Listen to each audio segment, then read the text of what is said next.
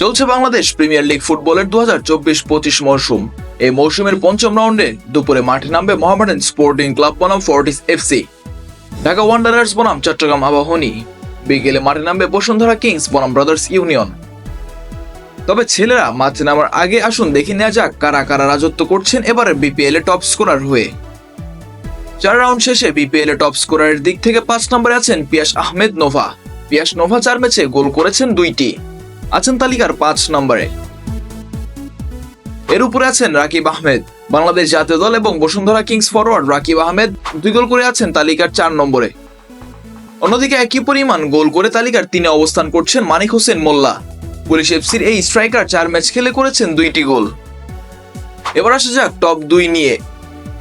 Premier লিগে যৌথভাবে 2-এ আছেন 2 জন ফুটবলার, যাদের মধ্যে একজন বাংলাদেশি এবং অন্যজন বিদেশি। শীর্ষেও আছে 2 জন ফুটবলার।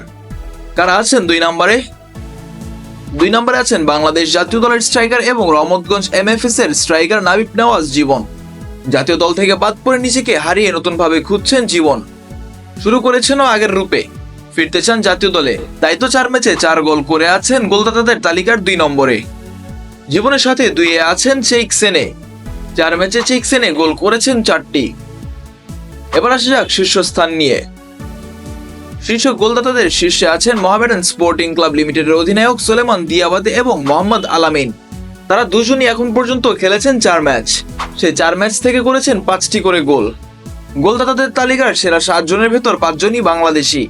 এই মৌসুম শেষে যদি আলামিন তার শীর্ষস্থান ধরে রাখতে পারেন, তাহলে 14 বছর পরে নামুল হকের পর কোনো বাংলাদেশি ফুটবলার সর্বোচ্চ গোলদাতার পুরস্কার পাবেন।